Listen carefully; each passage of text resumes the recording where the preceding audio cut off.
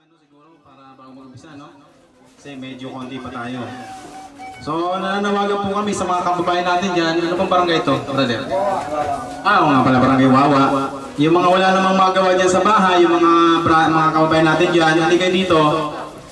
At kayo ay makikinig lamang.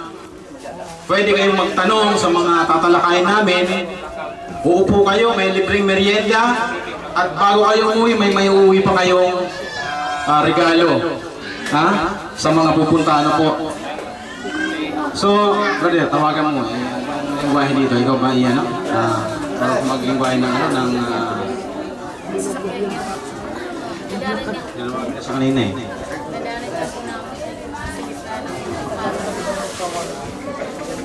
Press, inshallah. Oh. Press, another, pali ako nawagan ko sa mga listener natin, inshallah, para makapag-start na tayo. Allah.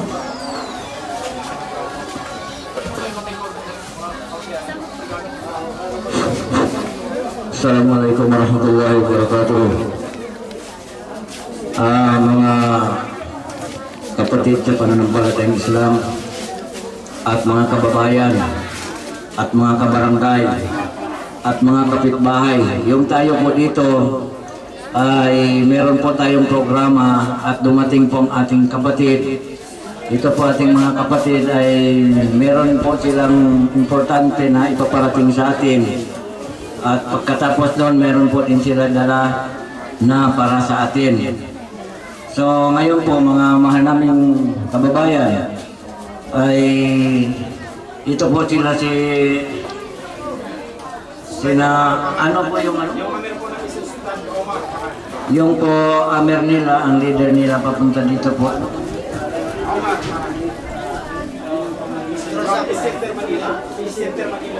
Ito po ang grupo nila ay Peace Center Manila po.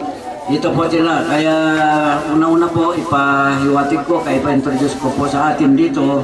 Sila po ang mga kakapatiran natin na pahintulutan ng Allah Subhanahu wa Ta'ala, at sila rin ating mga gobyerno na sila ay magtutulungan. So nandito sila. Ang namumuno po sa kanila ay si Ustad Omar, si Ustad Omar Karan. At ito na po ang mga kanilang kasamahan. Siguro po sila pulang labis ay 18 o 20 ka. Magsama sila ngayon. So ito po sila ay umuwi rin ngayon. So nakakataon po tayo ay nawalan ng kuryente, ng blackout, na naway po ay nandito tayo. So alhamdulillah, ang nais po namin, kami po dito ay nagkakaroon ng tayo ay masjid, Muslim na Muslim man po, ay nais po namin ay makarating po kayo dito, at meron po pinakamahalaga na maibibigay namin po sa inyo at sa lahat. Ito pong grupo na Peace Center Manila po. At ito na po ang mga kasamahan natin. Ito po ay mga katribo, tama, at saka mga Tagalog. Ito po ay kasama po dito mga kapatid natin na Yakan Tribe, Samasiasi Tribe, at saka Tausog Tribe, at saka Tagalog. Dito po, bilang magsama po dito para tayo po ay madalaw nila dito. So alhamdulillah, ay bago po tayo mag-umpisa, ay meron po tayong upuan dito sa loob. Maaari po tayo makaupo muna dito at makinig po tayo sa kanila kung ano po yung mga layunin ng sila ay nakarating dito sa atin. At alam na po natin ay galing po tayo ay nagdanas ng trahedya. Ito na po ang nakaraan ng mga sunod-sunod ng mga typhoon. At higit sa lahat, hanggang ngayon po makakaroon pa rin tayo ng pinarating itong sakit ng pandemic. So kung maaari din po tayo ay makamask tayo at meron po tayo ng social distance tayong matopo. At iba po yung mga kalalakihan, kahit lang po ay sa labas, pagkatapos po noon, bago po tawagin ang ating mga pangalan.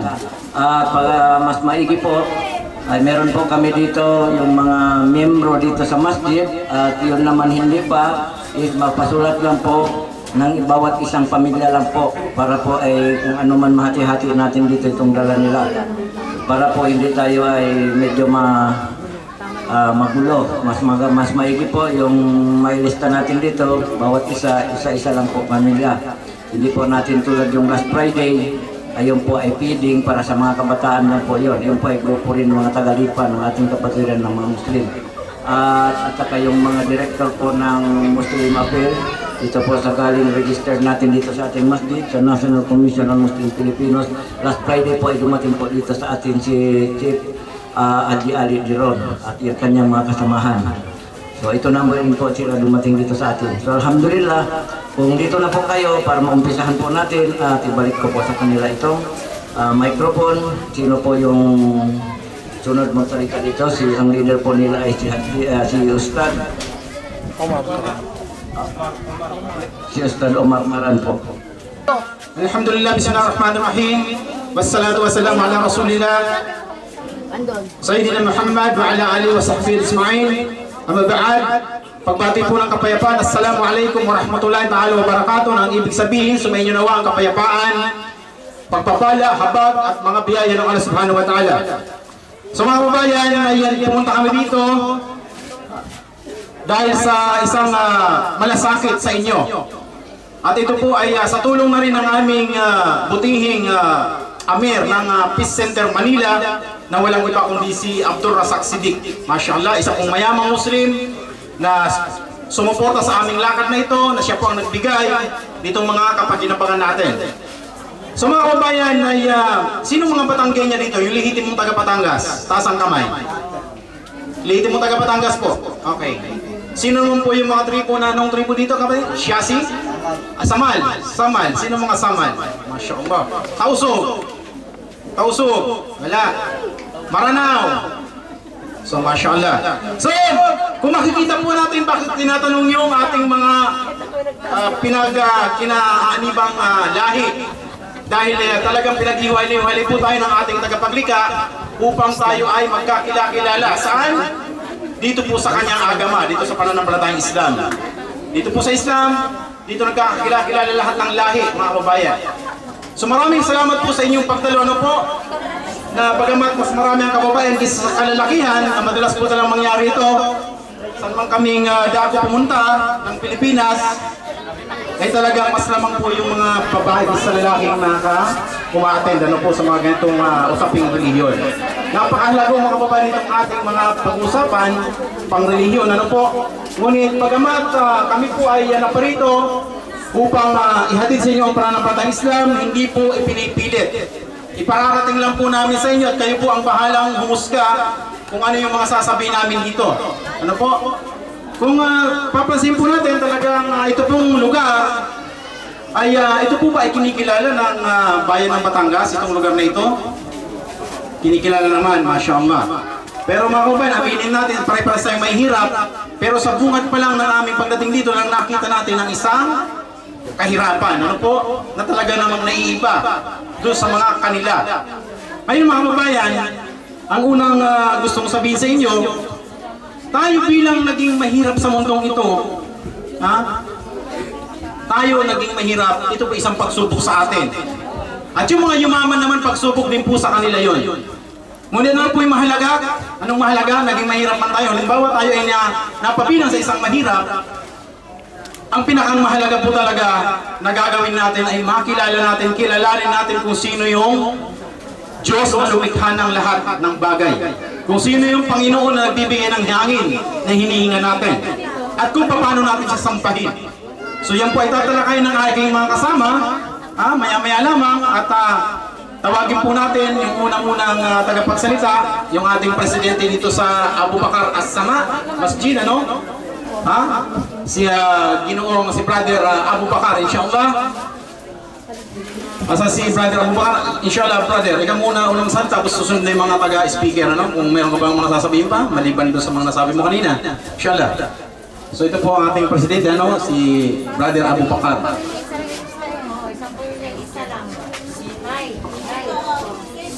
Alhamdulillah po, maraming salamat po sa inyong pag-attend dito o kaya bilang sumalubong sa ating mga kakapatiran. Alhamdulillah mga kapatid, napa-Muslim man po o na ibang reliyon, ito po ay pagpulong po natin ito para sa ating kabutihan. Dahil po ang mga kapatid natin pumunta po dito sa atin para lang ay dalawin tayo, at nakakahigit meron po sila mga dala sa atin.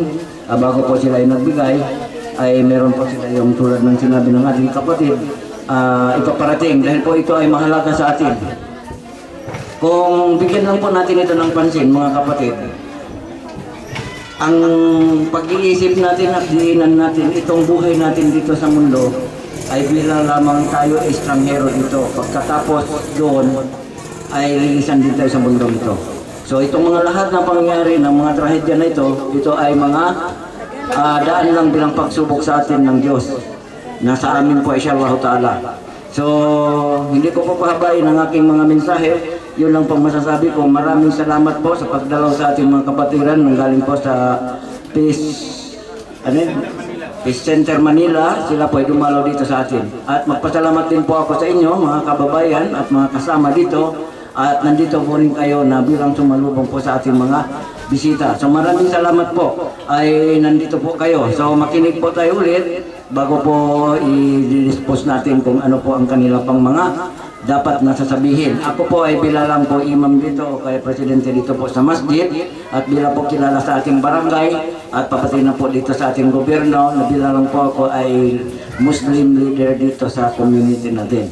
So alhamdulillah, sino pa po hindi nakadalaw dito, kung narinig po ay papunta po dito, huwag po kayong mahiya kasi meron po tayong mahalagang usapan dito, at higit sa lahat na mahalaga rin po na nakarating tayo dito dahil dito ating mga kapatid. Minsan lang po sila nakarating dito, itong mga ating mga kapatid. So first time po ito ngayon ay nandito sila. So inshallah ta'ala ibalik ko po ito kung sino pa ang nais magsasalita dito. So kapatid, para sa kanila na lang po ito. Mashallah, jazakallahu khair ya Abu Bakar. Yung ating imam Abu Bakar, lahaba yung apelyido, mashallah. So yung mga kababayan ay ipapaumanhin po ninyo kung bago po kami mamigay ng regalo, dahil talagang nais po namin iparating muna sa inyo yung mensahe ng Islam. Ano po? At sana ay makinig tayo mabuti, at pwede po kayong magtanong kung sino yung may mga katanungan. Ano po? Magtanong po kayo tungkol sa Islam, kahit mapaklaman niya, mapait, masakit, below the belt, wala pong problema. Tinatanggap po namin yung mga katanungan, mga brother and sister. Ano po? Magtanong po kayo mamaya pagkatapos ng salita. So tawagin po muna natin yung ating isang ustad dahil kanyang ipapaliwanag yung kasaysayan po ng Islam sa Pilipinas. Ano po? Kung paano po, ano bang Pilipinas? Dating Islam ba o dating Kristyanismo? Tawagin natin yung ating Ustad Sadar Mariano.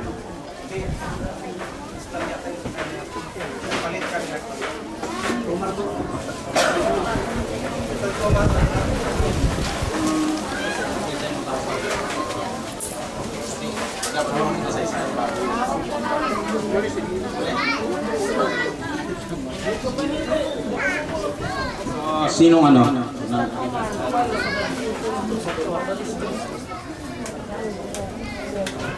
So mashallah, di unahin na natin yung dahil wala si Ustad Sadar, ano po, ay yung unahin naman natin yung ano ang Islam. Ano ang Islam, at isunod natin yung Tauhid, yung kaisa ng Allah. So walang iba po mating tagapagsalita, Brother Idris Riconanya, ano po, ito po ay balik Islam, mashallah. At siya po ay nakakapagsalita ng wikang tausog. Mashallah.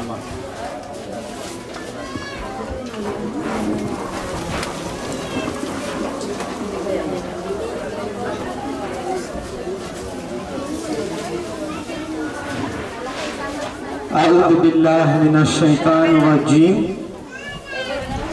Magpapakukuk ako sa Allah Subhanahu wa taala mula kay Satanas na isinumpa. Bismillahirrahmanirrahim. Sa ngalan ng Allah, ang pinakamahabagin, ang pinakamaawain. Alhamdulillah Rabbil Alamin.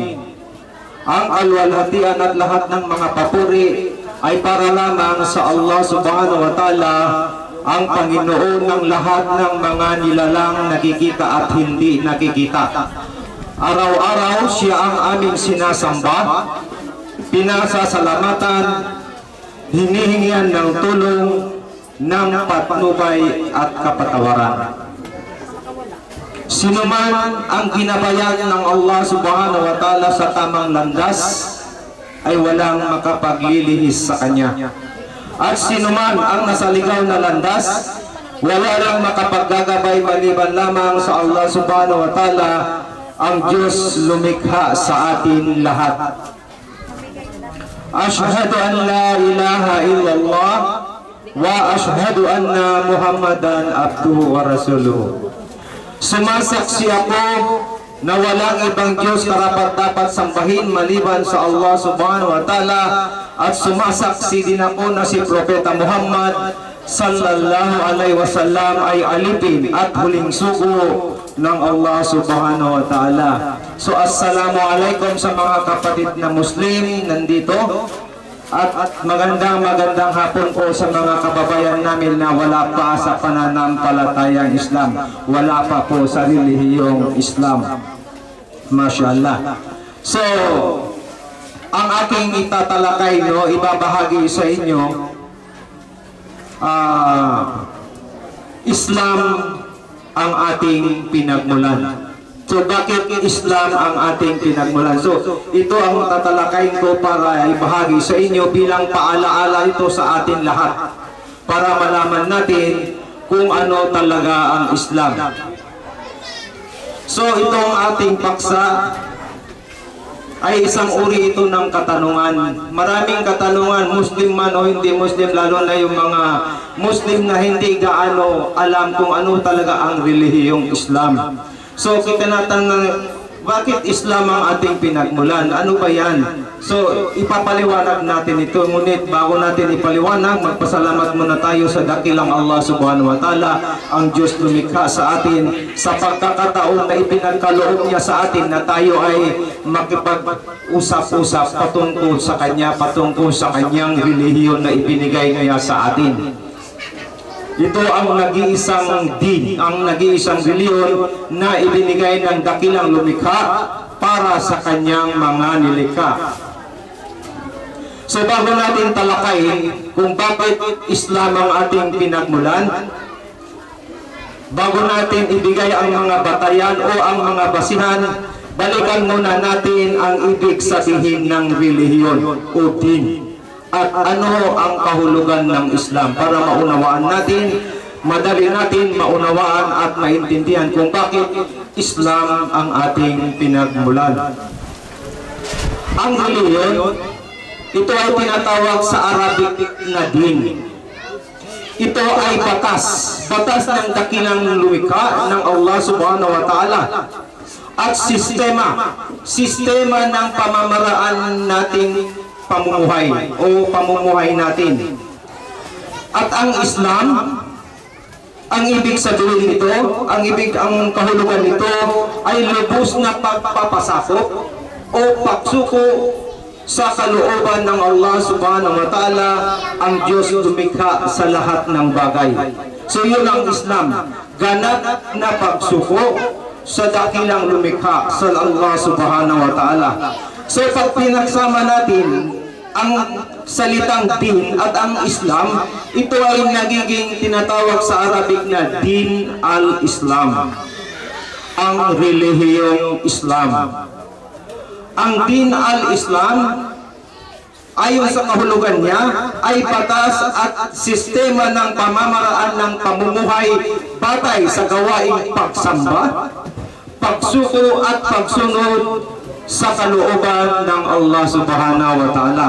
So sa relihiyong Islam, ipinahayag ng Allah subhanahu wa ta'ala kung ano ang layunin o rason bakit nilikha niya ang tao, bakit tayo niya nilikha.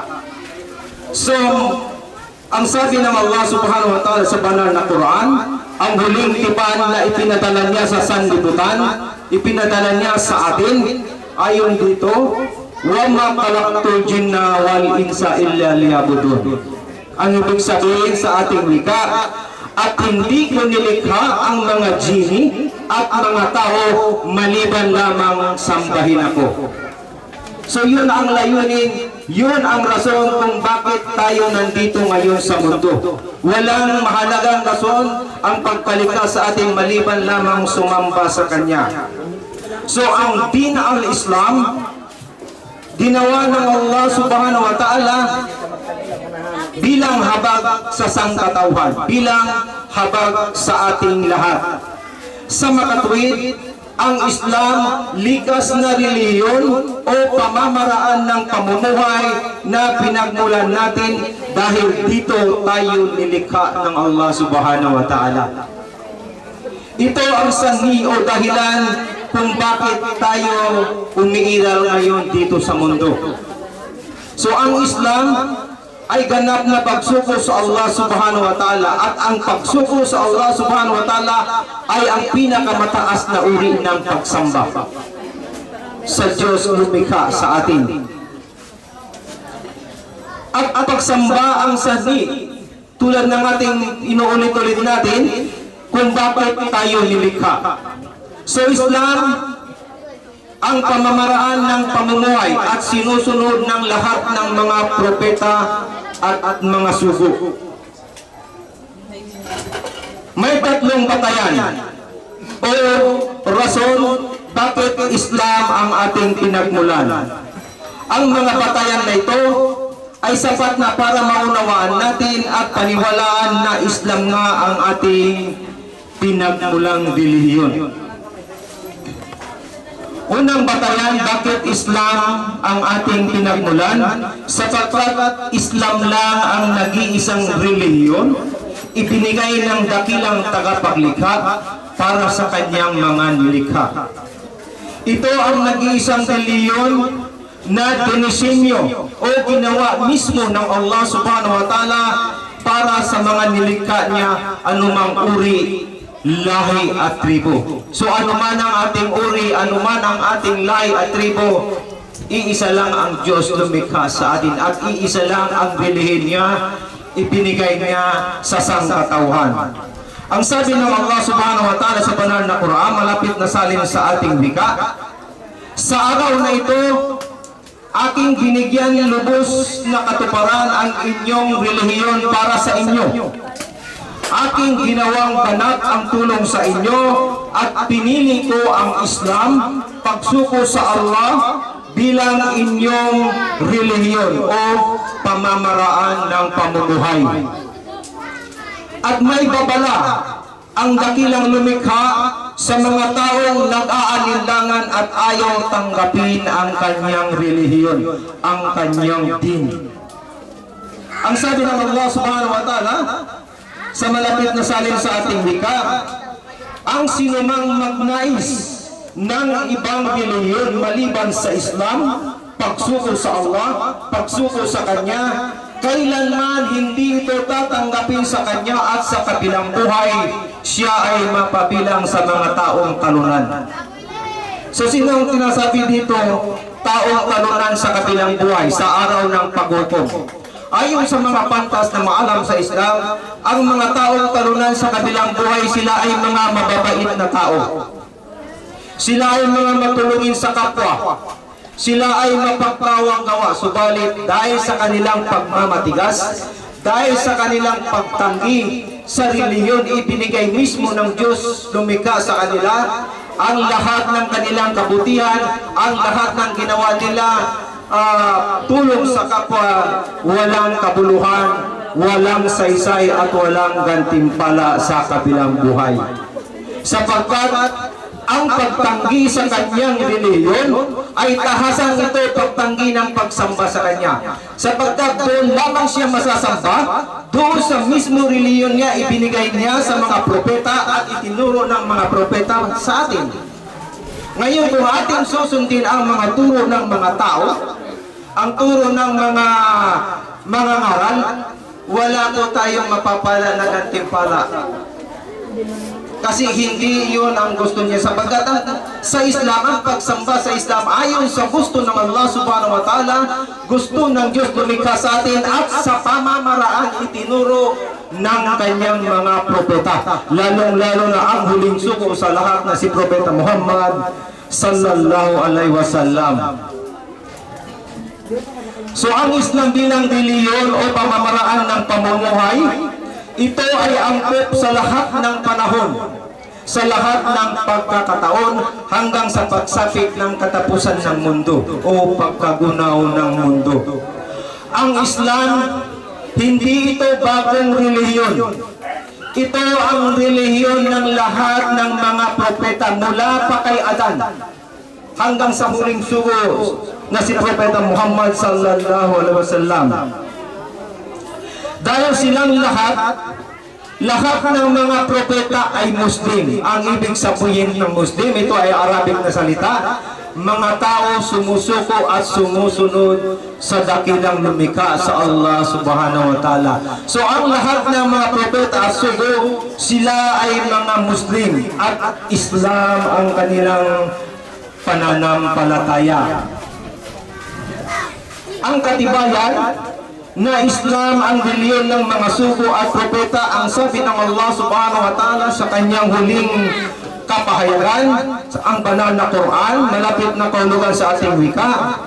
Ito ang reliyon ng inyong amang si Abraham, ang Islam.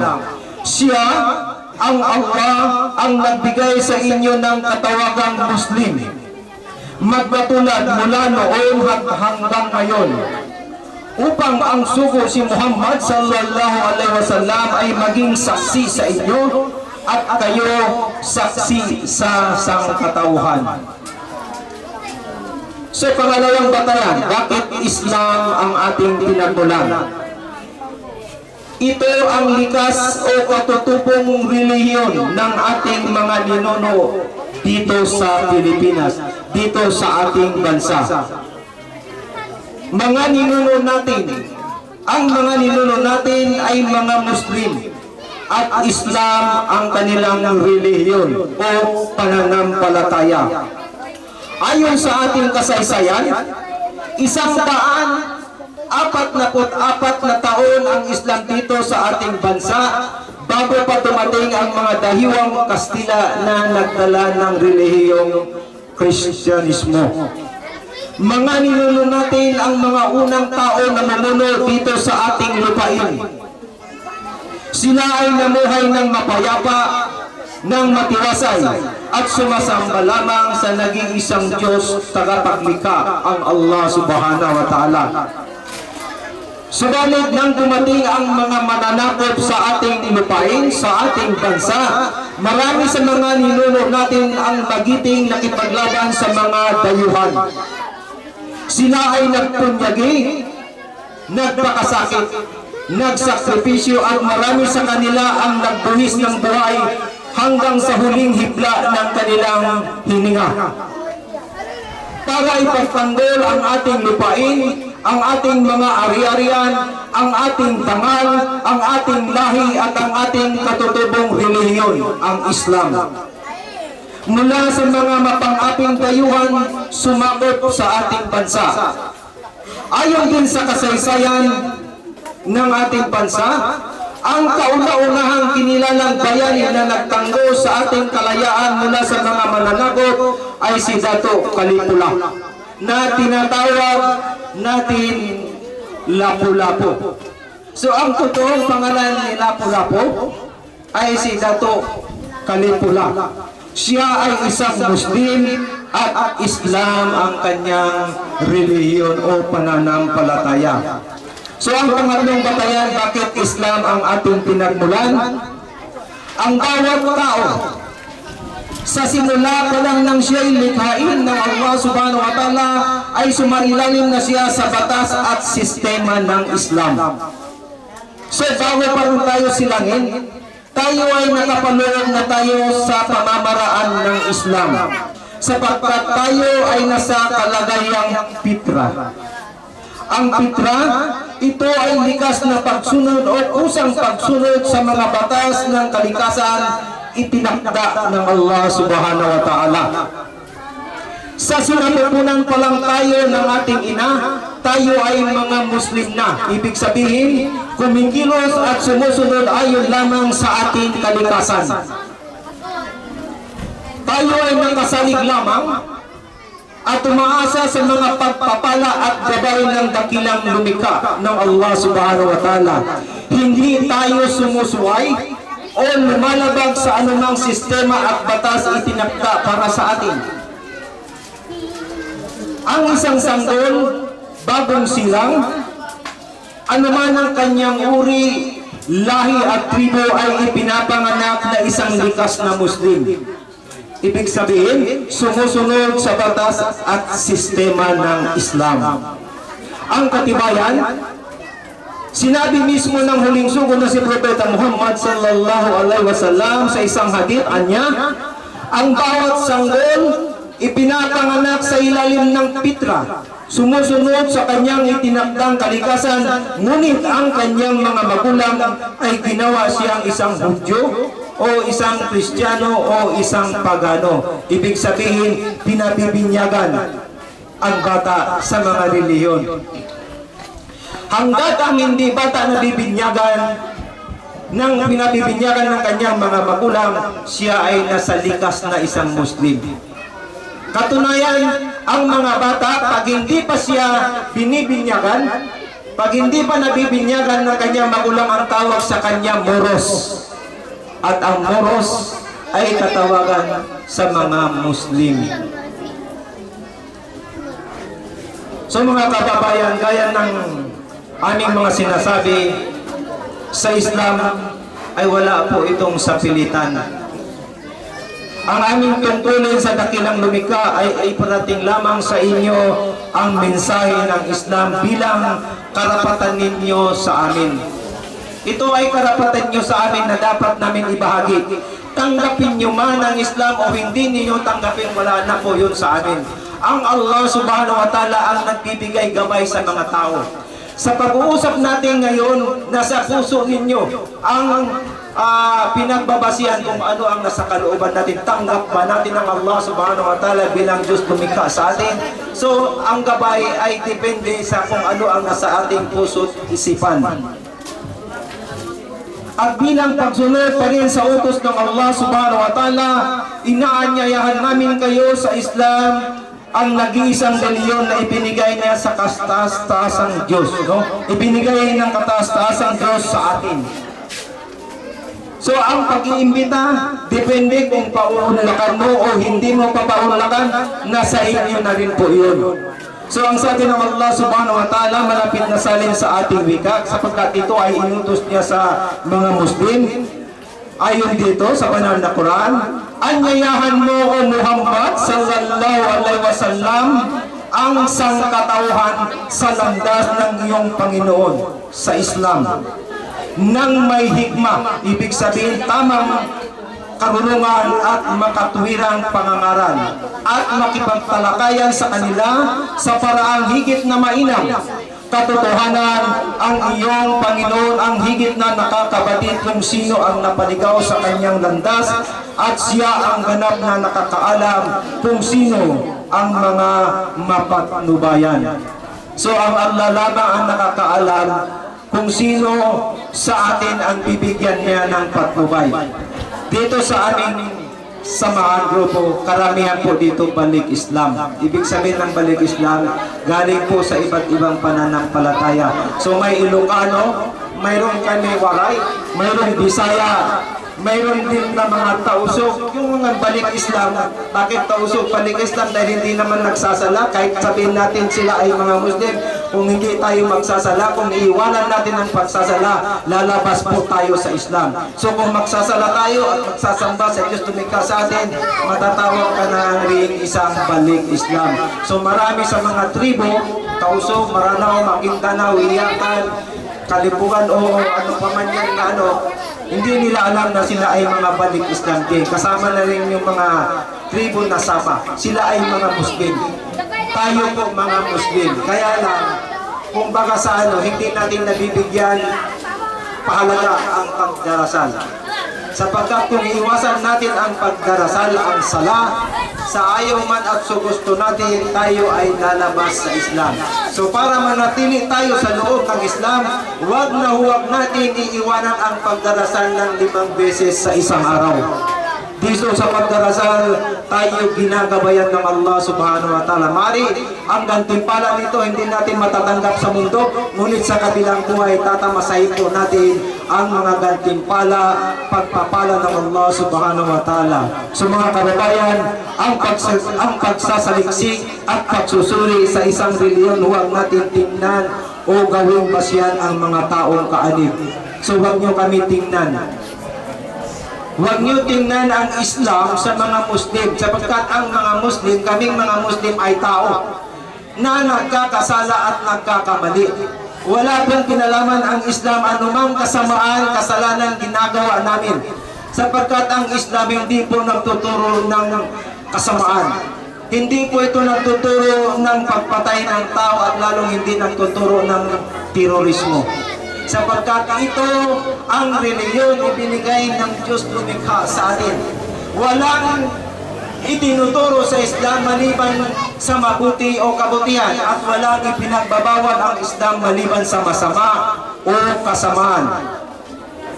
At kung titingnan natin ang reliyon sa mga tao, anuman reliyon o sekta sa buong mundo, ay may mga mabait at may mga masasamang miyembro o kaanib. So,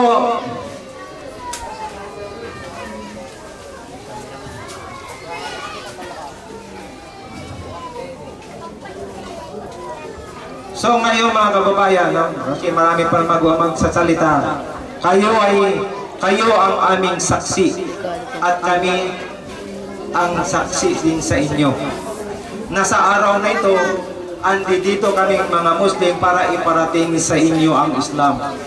So sa kabilang buhay, hindi natin maidadahilan sa Allah subhanahu wa ta'ala, sa Diyos lumikha sa atin, sa araw ng paghukom, na hindi namin ipinarating sa inyo ang mga aral, katuruan ng Islam, lalo-lalo na ang kanyang kaisahan na tinatawag sa Arabic na Tauhid.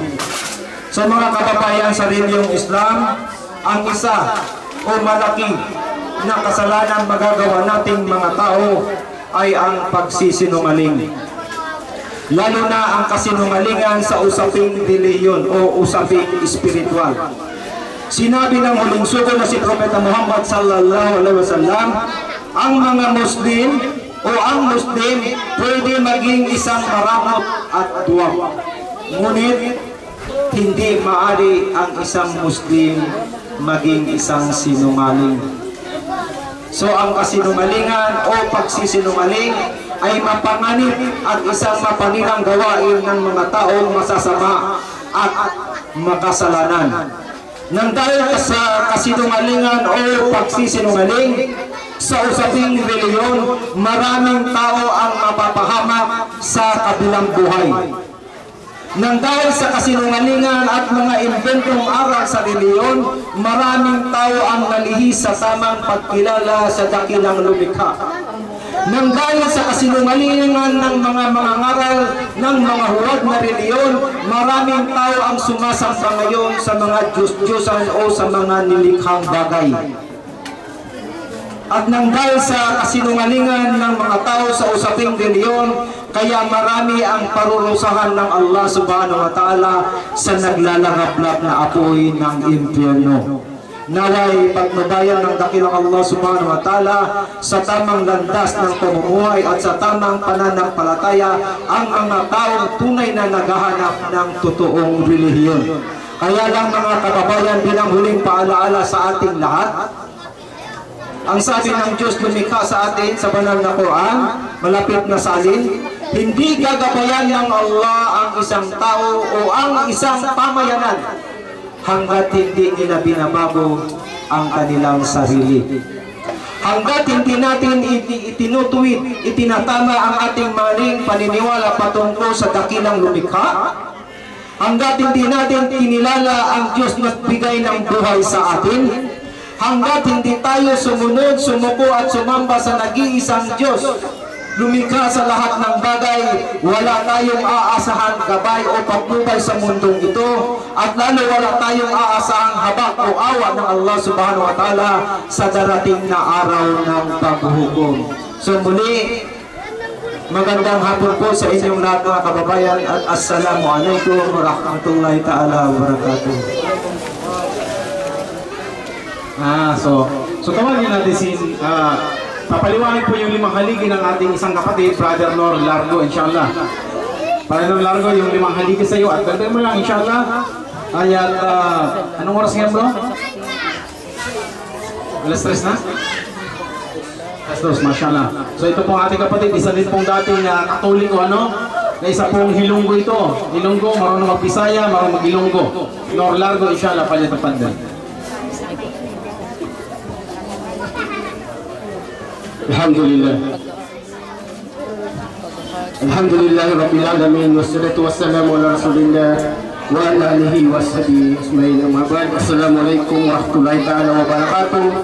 At magandang hapon po sa mga aming mga bisita nandito.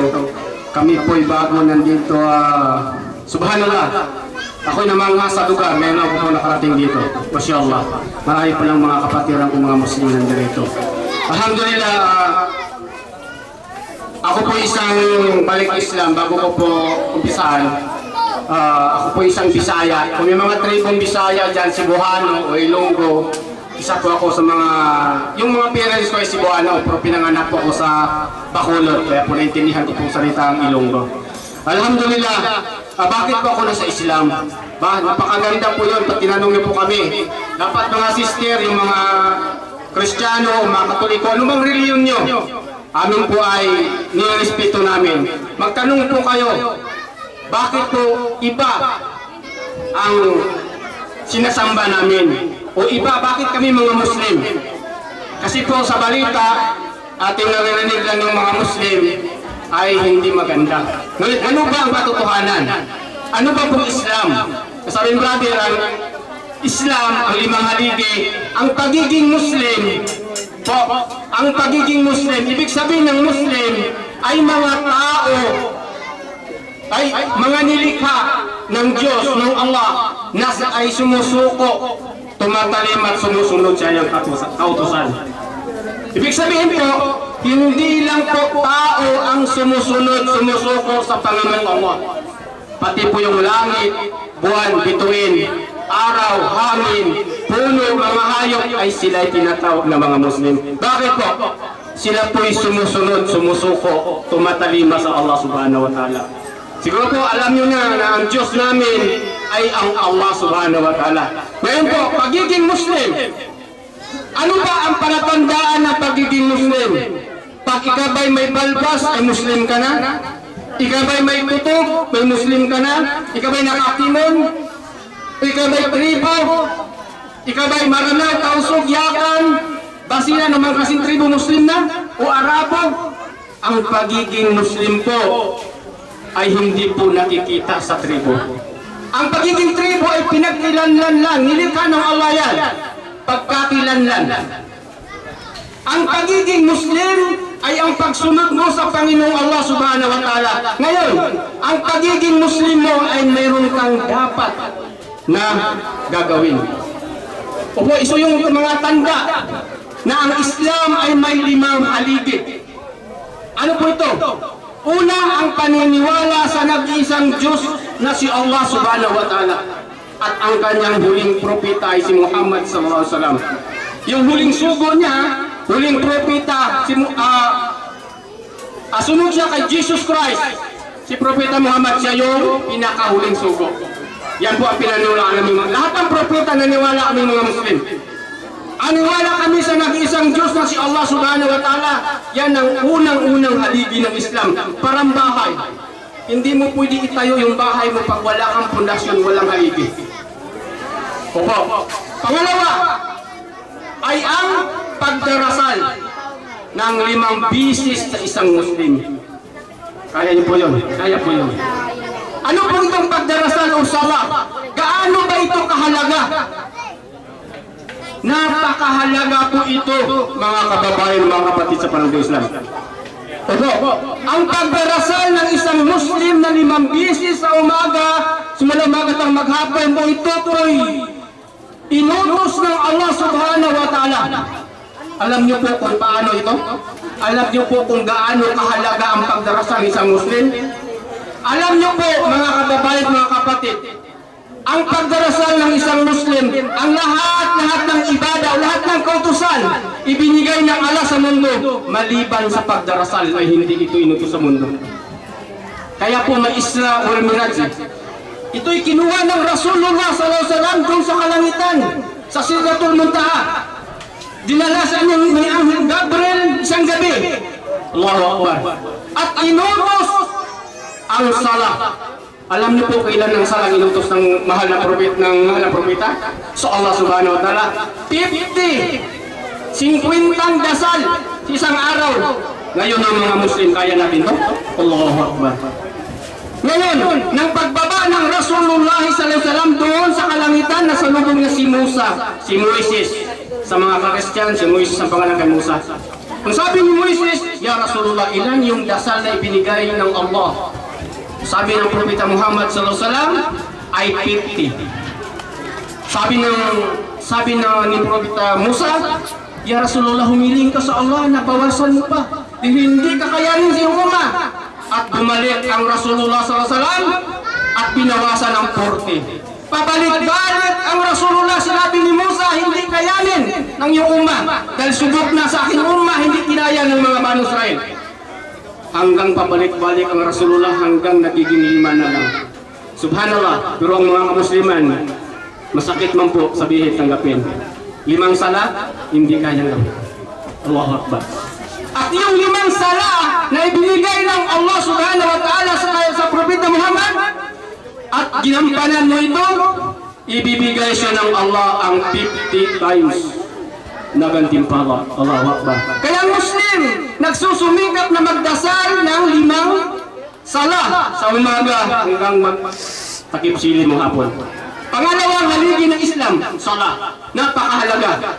Pangatlong haligi ng Islam ay ang pag-ayuno sa buwan ng Ramadan. Pag-ayuno sa buwan ng Ramadan, ito'y kailangan gampanan ng isang Muslim. Babae man, malalaki. Yung babae siya po'y walang dalaw na buwan ng dalaw. O ang babae, ang lalaki man bata ay nasa tamang gulang siya. Ngayon ang lalaki, ito po'y may sa mga hindi kayang magpasting. May mga batas po ito. Pero kaya ito, gampanan. Ito ang mga 5 haligi ng Islam na kaya po itong gawin ng isang Muslim. Ang pag-ayuno sa buwan ng Ramadan, ito'y pagpapasting. Paglilinis sa iyong sarili. Hindi lang yung sarili mo, pati sa iyong kaluluwa. Inutos ito ng Allah subhanahu wa ta'ala, maging sa mga kakristyanuhan. Opo, alam ko, iba-iba ang reliyon dito. Pero lahat po nakasulat din sa Bible. Si Jesus Christ, nag-ayuno ng 40 days and 40 nights, siya'y nagutom. Nagpapasting siya. Kagaya ng pagdarasal, si Jesus Christ, nagdadasal, nagpapatira pa, kagaya ng mga Muslim. Kasi siya'y Muslim. May tanong niyo po mamaya. Pangatlong haligi yan, ang pag-aayuno. Pang-apat ay ang pagbibigay ng kawang-gawa o sadaka. Charity. Ito po ay para sa mga mayayaman o may kakayahang Muslim. Halimbawa, ako may isang mayroon po akong naipon o di kaya ako isang mayaman na may naipon akong pera. Ito'y supra-supra sa aking kinita. Palagay po 100,000. Sa isang taon yan, babawasan ko ng 2.5%. Saan ko ibibigay? Sa imam? Sa simbahan? Hindi kagaya ng ibang mga manampalataya sa pastor. Pero sa amin hindi. Sa kapatid kong nangangailangan. 100,000, bawasan mo 2.5%, 2.5 lang. Ibibigay mo sa kapatid mo at ang nakakaalam ang Allah at kayong dalawa. Allahu Akbar. Tingnan niyo po yung mga Muslim na mga imam. Hindi kagaya ng mga pasintabi po sa aking mga... Noon po ako dati na po ako naglilingkod sa simbahan, kaya alam ko po yun. Nasa simbahan po ang mga donation. So, alhamdulillah, Sa Islam, wala po dito. Yan po ang pang-apat na halipin ng Islam. Pang-lima ay yung maglalakbay ka sa Makkah. Alam niyo pong Makkah, yun ang Kaaba na iginawa ni Prophet Abraham. Kilala niyo po si Abraham? Yung mga Kristiyano, kilala niyo po. Si Prophet Abraham. Kilala niyo po yun. Kasi po, siya po ang tinatawag na ama ng mananampalataya ng mga Kristyanismo. Si Prophet Abraham at yung anak niya si Ismail nagtayo ng Kaaba, yung Blackstone na sa Makkah. Yun ang mag-hajj ka, maglalakbay ka, buong isang bulang, isa lang sa buong buhay mo pag ikay may kakayanang maglalakbay. Alhamdulillah kami po, pangarap na lang din po namin. Hindi po namin kayang maglakbay papunta roon. Kasi ang gastos mo, alam mo naman natin ngayon, 1,000. Pero alhamdulillah, lagi na lang yung, ganun na lang ang niya ko, intensyon mo, makapagat. Yun ang 5 haligi ng isang sa Islam. Ngayon ang Muslim, paano mo masasabi ang sarili mo'y Muslim? Opo. Ang Muslim ay umiiwas sa lahat ng masama. Hindi pinahintulot sa Islam ang gumawa ka ng masama. Pinagbabawal sa Islam ang gumawa ng masama ang isang Muslim. Pinagbabawal sa Islam ang manlilibak ka sa kapatid mong Muslim o kahit na hindi mo kapatid. At ang Islam, ibig sabihin ng Islam, kapayapaan, ibig sabihin Islam, pagsuko, pagsunod sa kalooban ng tagapaglikha ng Allah Subhanahu wa Ta'ala. Yan ang Muslim Islam. Ngayon po, bakit po tayo nagkaiba-iba? Ano po ba totoong reliyon dapat natin sambahin? Ano dapat ang reliyon na ating kaaniban? Si Abraham ba ay Kristiyano? Si Abraham ba ay Hudyo? Hindi, siya po isang Muslim. Sa banal na Quran, ibinigay ng Allah Subhanahu wa Ta'ala kung ano ang totoong reliyon na dapat mong kaaniban o dapat mong pananampalatayaan. Sinabi ng Allah sa banal na Quran, Inna dina indallahi Islam.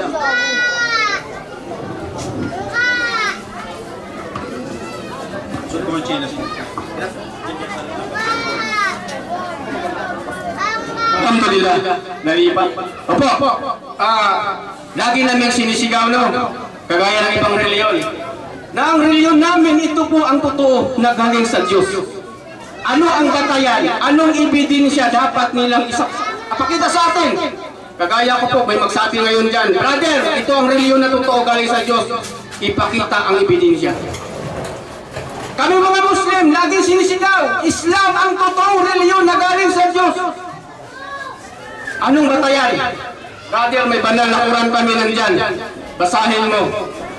Inna dina indallahi Islam. Katotohanan, sinabi ng Allah, para sa Kanya ay Islam.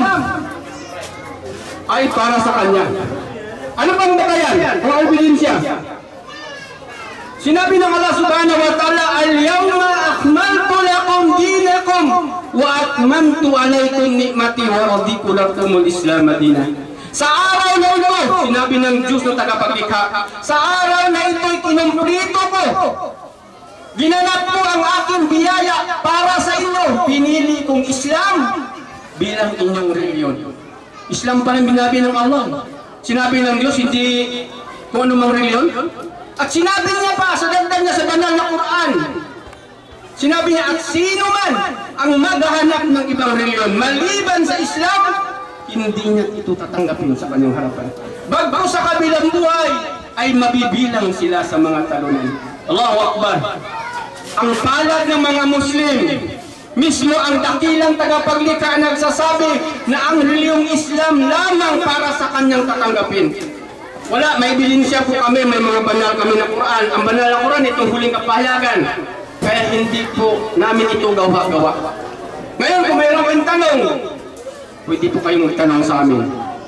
Opo, mga kababayan ko, mga kapatid sa agama ng Islam. Ito po ay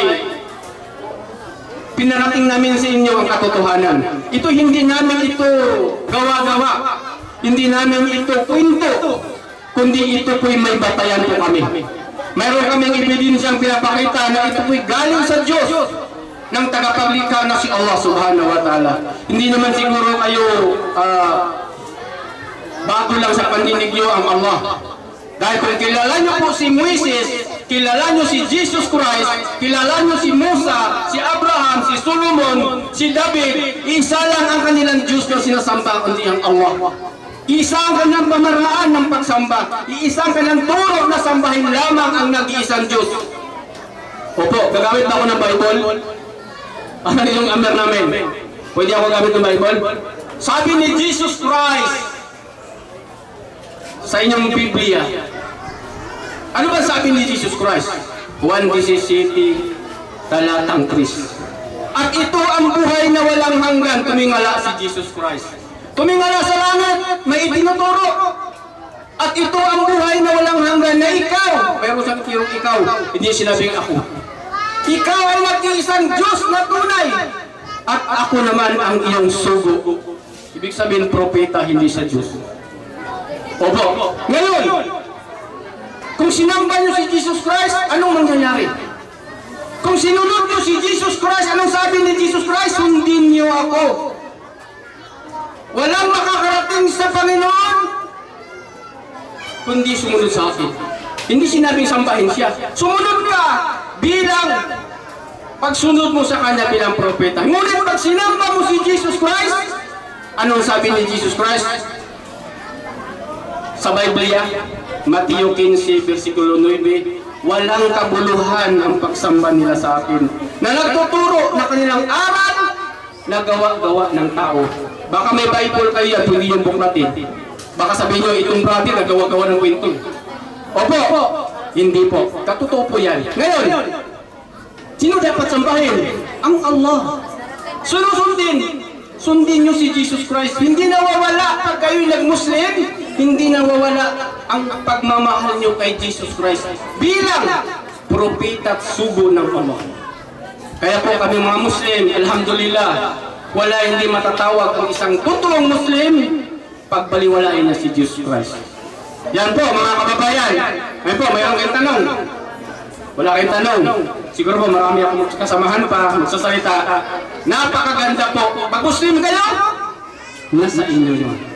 Pag nag-Muslim kayo, pananagutan nyo sa Allah, haharap ka sa Panginoong wala sa araw ng paghukom.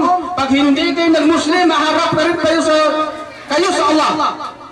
Opo, nag-Muslim mo kayo hindi, haharap tayo sa Allah. Dahil siya ang naghusga, siya naghukom sa atin lahat. Pag nag-Muslim kayo, alhamdulillah. Pag hindi kayo nag-Muslim, nasa inyo yan. Pag-isipan nyo muna. Dahil po sa Islam, tulad ng sinabi, ay wala po kaming sapilitan. Ngunit, ako po'y nag-anyaya sa inyo. Opo, ako po'y pinaanyayahan po kayo. Itasimtabi mo na natin yung ating bugso ng damdamin. Huwag po natin yung isipin na itong mga Muslim. Ang isipin nyo o tingnan nyo ay ang aral na kanilang dala. Huwag yung tingnan yung tao. Huwag yung tingnan kung mga Muslim na yan. Sila'y mga Muslim, hindi yung titingnan sila. Dahil po ako, na ako'y Kristiyano pa noon, naglilingkod po ako sa simbahan, hindi ko tinitingnan yung mga Muslim sa amin. Maraming Muslim sa amin, iba-ibang tribo. Hindi ko tinitingnan sila. Ngunit ang tinitingnan ko ay ang aral nila. Ito ba'y totoo na galing sa Diyos? O ito ba'y gawa-gawa lamang nila? Ngayon, kung nalaman mo, kung alam mo ito'y may batayan, may ebidensya na katotohanan talaga. Sabi na ni Jesus Christ, hanapin mo ang katotohanan sapagkat ang katotohanan ay siya'y magpapalaya sa iyo. Di ba? Yan ang aral ng mga pastor. Pero hindi nila alam ang katotohanan palang dala-dala ni Jesus Christ ay ang Islam. Si Jesus Christ sa pananampalatayang Islam, ang sabi niya, katotohanan si Allah ang aking Panginoon at Panginoon nyo rin. Kaya't sampahin lamang siya, ito po ang matuwid na landas. Allahu Akbar. Kapag nag-Muslim kayo, Allahu Akbar, mayroon na po kayong magawang kabutihan na gawa nyo. Alhamdulillah. Subhanakallahumma wa bihamdika asyhadu an la ilaha illa anta astaghfiruka wa atubu ilaik. Assalamualaikum warahmatullahi ta'ala wabarakatuh. Dahil marami po kami at medyo po malaylay ang lugar namin. Pero alhamdulillah, yung lugar nyo maganda ha. Subhanallah. Opo, nung ipagpalain naman lang mga kapatiran ko nandito at yung mga nandito pang kapitbahay ng mga Kristyanuhan naway gabayan sila at taupikan ng Allah subhanahu wa ta'ala. Assalamualaikum warahmatullahi wabarakatuh.